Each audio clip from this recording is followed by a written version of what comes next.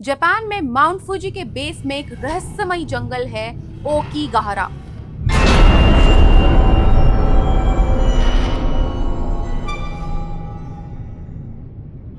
उनमें से एक साइन पर जापान के मिनिस्ट्री ऑफ एनवायरनमेंट ने जापानीज में लिखा है, जिसका हिंदी में मतलब है जिंदगी बहुत कीमती है।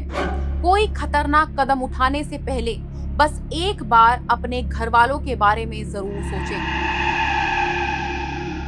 यहाँ अकेले ना आए, किसी से बात करें और मदद मांगें। लेकिन इन वार्निंग साइंस को इग्नोर करते हुए आज तक बहुत सारे लोग इस जंगल में जा चुके हैं।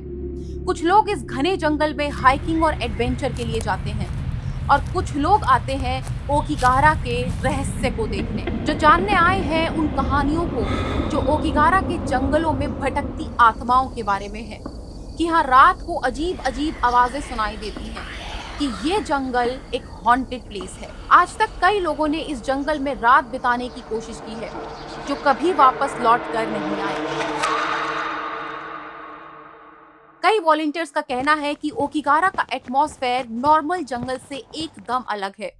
कुछ वॉलंटियर्स ने इंटरव्यू में बताया कि जंगल के अंदर एक अजीब सा साइलेंस महसूस होता है, जो मेंटली एग्जॉस्टिंग फील हो सकता है। और कई लोगों का कहना है कि ये जंगल लोगों को निगल जाता है। लेकिन ओकीगाहरा की कहानी जितनी लोग बताते हैं उससे कहीं ज्यादा इंटरेस्टिंग और डिस्टर्बिंग है। हर साल लगभग 1 मिलियन से ज्यादा लोग माउंट फूजी और उसके आसपास के फॉरेस्ट एरिया में घूमने आते हैं, लेकिन शाम होने के बाद यहाँ सन्नाटा छा जाता है।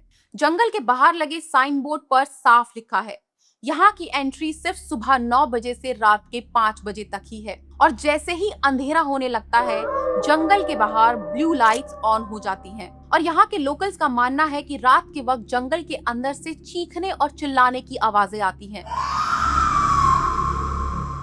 कुछ लोग कहते हैं कि उन्होंने आत्माओं को बात करते हुए सुना है, और कुछ ने तो पेड़ों से लटकते हुए लोग भी देखे हैं। और कई लोगों का तो ये भी दावा है कि जंगल के अंदर जाते ही उनके कंपास काम करना बंद कर देते हैं। और इसी वजह से लोगों का मानना है कि ओकीगाहरा में कोई रहस्य छुपा है। लेकिन ओकीगाहरा का सच सिर्फ उतना नहीं है जितना इंटरनेट पर बताया जाता है। इस जंगल का पूरा सच इसकी हिस्ट्री में छुपा है।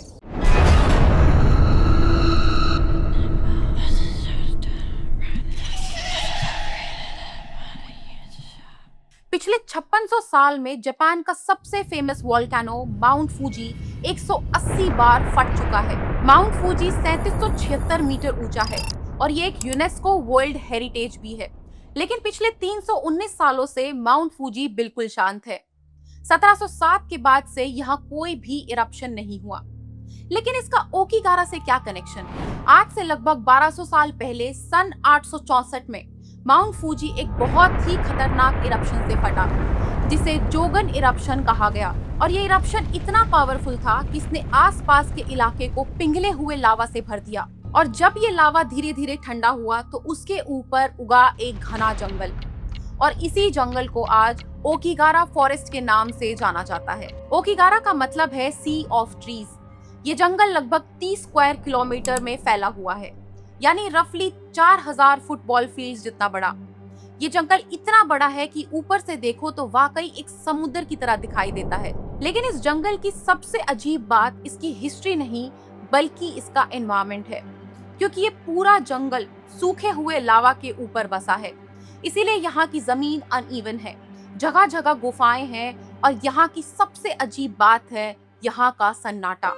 एक हल्का सा हवा का झोंका, पत्तों की सरसराहट साफ सुनाई देती है, लेकिन लावा के ऊपर बने होने के कारण ये साउंड अब्सॉर्ब हो जाता है। और इसी वजह से यहाँ का साइलेंस काफी ज्यादा गहरा महसूस होता है। कुछ ट्रैवलर्स का ये भी कहना है कि जंगल के अंदर जाते ही डायरेक्शन का सेंस खत्म हो जाता है। जंगल में जीपीएस सिग्नल वीक होने लगते हैं और लोग रास्ता याद रखने के लिए रिबन या टेप जैसी चीजों का इस्तेमाल करते हैं।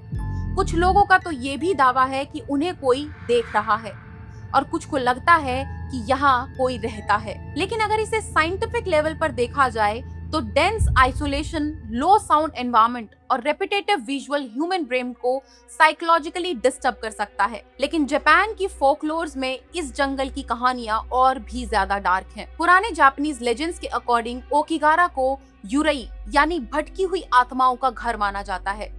यूरई उन लोगों की आत्माओं को बोला जाता है जो दर्द, गुस्सा या अधूरे इमोशंस के साथ मर गए हों। 1960 के दौरान कुछ ऐसी बुक्स और स्टोरीज सामने आई जिन्होंने इस जंगल की रेपुटेशन को और ज्यादा डरावना बना दिया। उनमें से एक थी जापानीज ऑथर सेचू मत्सुमोतो की नोवेल नामी नो तो यानी टावर ऑफ वेव्स, जिसमें दो लवर्स ओकिगारा आकर दुनिया को अलविदा कह देते हैं। और इसी टाइम पर कुरोई जुकाई यानी ब्लैक सी ऑफ ट्री जैसी डार्क फिक्शन ने इस जंगल की मिस्टीरियस इमेज को और ज्यादा पॉपुलर बना दिया। और धीरे धीरे ओकिगारा को एक और नाम मिल गया, द फॉरेस्ट ऑफ सुसाइड।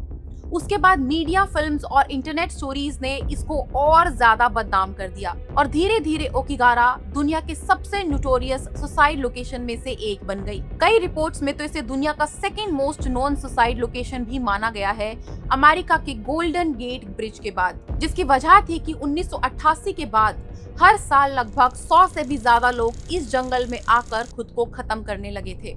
अब सिचुएशन इतनी सीरियस थी कि जापानीज अथॉरिटीज ने एग्जैक्ट सुसाइड नंबर पब्लिकली बताने बंद कर दिए ताकि और लोग साइकोलॉजिकली इन्फ्लुएंस ना हो सके। और यहाँ की अथॉरिटीज हर साल जंगल के अंदर सर्च ऑपरेशन करती हैं। कई बार उन्हें टेंट्स मिले हैं, पर्सनल सामान मिला है और कई बार बॉडीज भी मिली हैं। और आज भी जंगल की एंट्रेंस पर कई वार्निंग साइंस लगे हैं, लेकिन बार बार लोग इन साइंस को इग्नोर करके इस जंगल में जाते रहे हैं। अब सवाल ये उठता है कि लोग ऐसा क्यों करते हैं? तो क्या ये जंगल सच में हॉन्टेड है? क्या यहाँ सच में लोगों की आत्माएं भटकती हैं? या फिर इसके पीछे का रीजन कुछ और ही है? और यहीं से शुरू होती है ओकिगारा का सबसे इंटरेस्टिंग चैप्टर। असल में आज तक कोई ऐसी साइंटिफिक या डॉक्यूमेंटेड एविडेंस कभी मिला ही नहीं जो ये प्रूव कर सके कि ओकिगारा एक हॉन्टेड जगह है। ना कोई डेविल स्पिरिट डॉक्यूमेंट हुए हैं और ना ही कोई पैरानॉर्मल एक्टिविटी। तो फिर सवाल ये उठता है कि जो लोग यहाँ कहते हैं कि जंगल में आवाजें सुनी हैं या किसी के चलने की आहट महसूस की है, तो क्या ये सब लोग झूठ बोल रहे हैं? इसको हम थोड़ा साइंस के साथ समझते हैं, क्योंकि जरूरी नहीं है कि वो लोग झूठ बोल रहे हैं या उन्होंने कुछ गलत एहसास किया है। इंसान का दिमाग कुछ सिचुएशंस में वाकई कुछ ऐसी चीजें फील कर सकता है, लेकिन इसकी वजह कोई भूत नहीं है बल्कि हमारा खुद का ब्रेन है। ह्यूमन ब्रेन बिल्कुल एक प्रिडिक्शन मशीन की तरह काम करता है। ये हर वक्त सराउंडिंग्स को समझने की कोशिश करता रहता है और जब एनवायरनमेंट नॉर्मल से अलग हो तो ब्रेन मिसिंग इंफॉर्मेशन को खुद से फिल करने लगता है। इसका एक बहुत अच्छा एग्जांपल है, जैसे हमें क्लाउड्स में रैंडम शेप्स या फेस दिखाई देते हैं या फिर माउंटेन्स में भी फेस दिखाई देते हैं। रियलिटी में वो चीजें होती ही नहीं है, लेकिन हमारा दिमाग नेचुरली पैटर्न्स क्रिएट करने लगता है।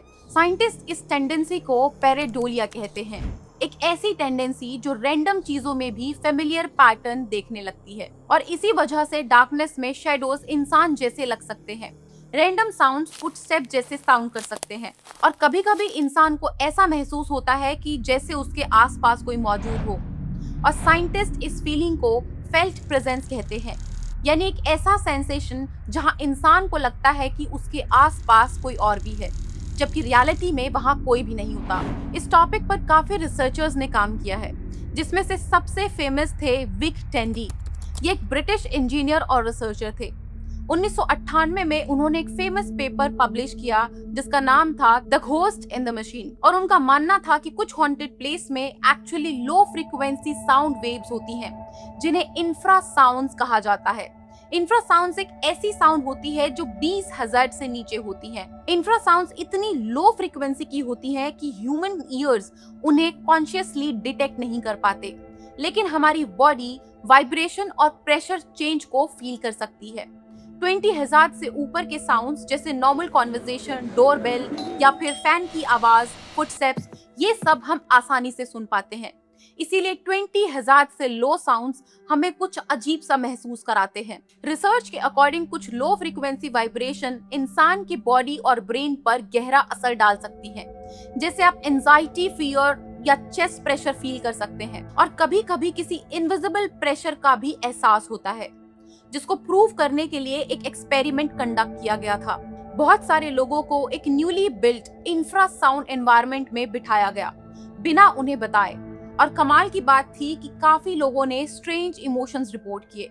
कुछ लोगों को एंजाइटी फील हुई, कुछ ने सैडनेस रिपोर्ट की, और कुछ को लगा कि उस रूम में कुछ तो अजीब है, बिल्कुल वैसा ही जैसे अनजान जगह पर फील होता है। अब सबसे इंटरेस्टिंग बात है कि ओकिगारा फॉरेस्ट का एनवायरनमेंट भी नेचुरली ऐसे इफेक्ट क्रिएट कर सकता है, क्योंकि यह जंगल माउंट फूजी के लावा के ऊपर बना है, और आज भी ओकिगारा की जमीन के नीचे वही वोल्केनिक लावा लेयर्स मौजूद हैं। इसीलिए कुछ रिसर्चर्स का मानना ये भी है कि जब हवा घने पेड़ों और अनइवन लावा केव्स के पास से गुजरती है तो लो फ्रीक्वेंसी वाइब्रेशन क्रिएट हो सकती है। उसके ऊपर से माउंट फूजी का ये पूरा रीजन जियोलॉजिकली एक्टिव माना जाता है, और mount Fuji multiple tectonic plates के ऊपर लोकेटेड है, और इसी वजह से यहाँ अर्थक्वेक और वोल्केनिक एक्टिविटीज महसूस की जा सकती हैं। लेकिन रिसर्चर्स के अकॉर्डिंग जब कंपास को डायरेक्टली वोल्केनिक लावा रॉक के पास रखा गया तो उसकी निडल कभी कभी रॉक के मैग्नेटिक मिनरल की तरफ रिएक्ट करने लगी। यानी इसका साफ मतलब था कि कंपास खराब नहीं था,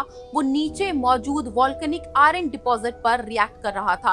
और सबसे इंटरेस्टिंग बात है कि मॉडर्न जीपीएस डिवाइसेस यहाँ बिल्कुल नॉर्मल काम करते हैं, क्योंकि वो सैटेलाइट पर डिपेंड करते हैं। कुछ रिसर्चर्स ने तो इलेक्ट्रोमैग्नेटिक फील्ड यानी ईएमएफ पर भी स्टडीज की है। ईएमएफ ऐसे इनविजिबल एनर्जी फील्ड्स होते हैं जो इलेक्ट्रिकली चार्ज्ड चीजों के अराउंड बनते हैं। हम उन्हें डायरेक्टली देख नहीं सकते, लेकिन स्पेशल इंस्ट्रूमेंट्स उन्हें मेजर कर सकते हैं। डेली लाइफ में भी ईएमएफ हर जगह होता है, जैसे mobile phone, TV, microwave, Bluetooth devices, speakers, MRI machines, और अर्थ का खुद का एक मैग्नेटिक फील्ड भी होता है। लेकिन ईएमएफ सिर्फ दो टाइप के होते हैं, नेचुरल और मैनमेड। नेचुरल ईएमएफ जैसे अर्थ का magnetic field, lightning, solar radiation, और मैनमेड ईएमएफ जैसे इलेक्ट्रिसिटी वायर्स, इलेक्ट्रॉनिक डिवाइसेस या कम्युनिकेशन सिस्टम।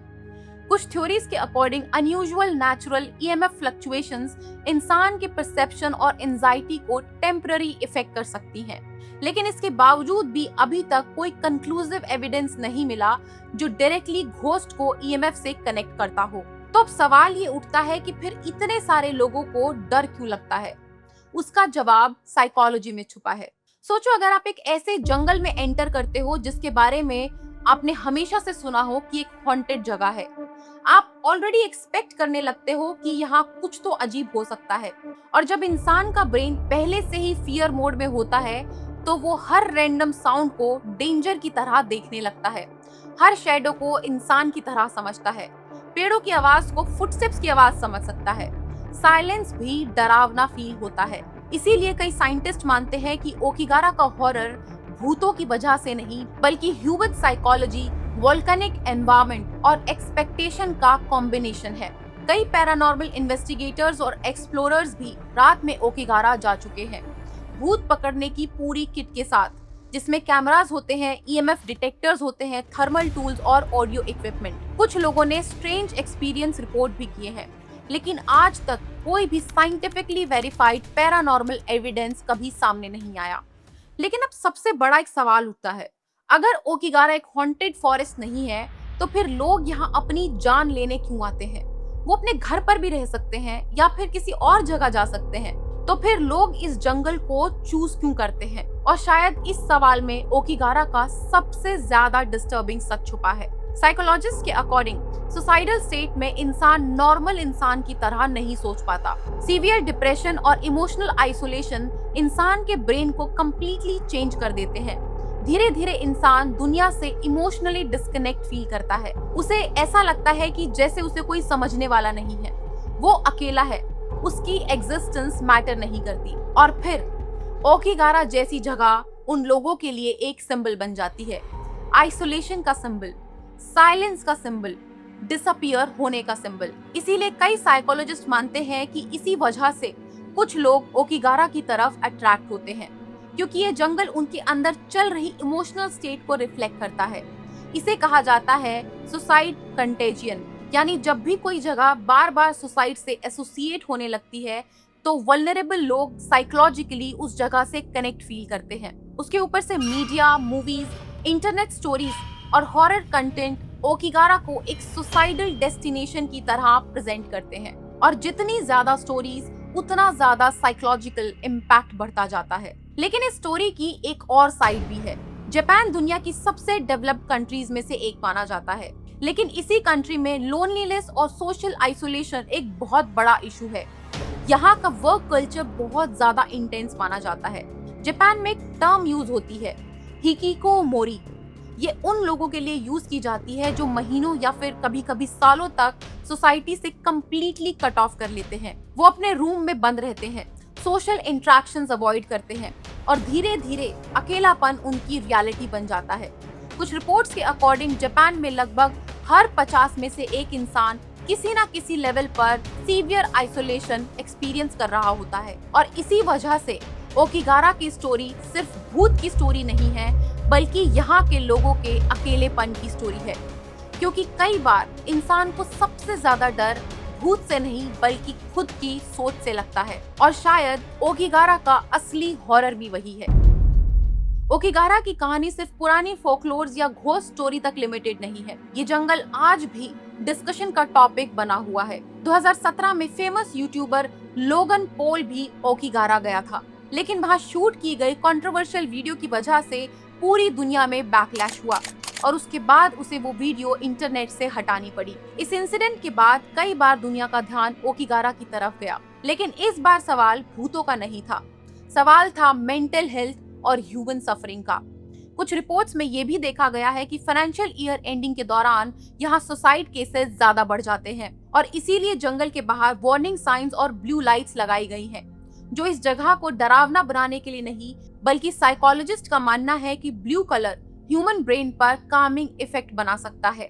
इसी वजह से जापान में सुसाइड प्रिवेंशन एरियाज और कुछ रेलवे स्टेशंस पर भी ब्लू लाइट यूज की जाती है, ताकि लोग इमोशनली काम फील करें और इम्पल्सिव डिसीजन ना लें। इंसान इमोशंस को हमेशा प्लेसेस से जोड़ता आया है, इसीलिए मंदिर में जाकर एक अलग तरह की फीलिंग होती है, हॉस्पिटल्स में जाकर बहुत अलग लगता है और बैटलफील्ड्स बिल्कुल ही अलग महसूस होते हैं। और ओकिगारा एक ऐसी जगह बन चुका है जहां सालों से सुनाई गई कहानियां इंसान को डर महसूस कराती हैं। मेरी रिसर्च के हिसाब से मुझे यहाँ किसी भूत का कोई सबूत नहीं मिला है, लेकिन मिस्ट्रीज की बात ही यही है कि हर पर्सपेक्टिव अलग होता है। आपको क्या लगता है कमेंट सेक्शन में जरूर बताइए और चैनल को सब्सक्राइब जरूर करें। This is my perspective on what matters. See you in the next video.